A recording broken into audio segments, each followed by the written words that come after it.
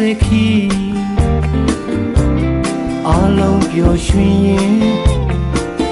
အောင်မြင်ခြင်းရဲ့လမ်းကိုလျှောက်ခါအတူသွားကြမယ်ကွာဘူများကင်းဝေးတဲ့ဘဝဟာချင်းမြတ်တာတွေနဲ့ကြုံတွေ့ရမယ့်လောကပြဿနာဖြေရှင်းကြမယ်ကွာ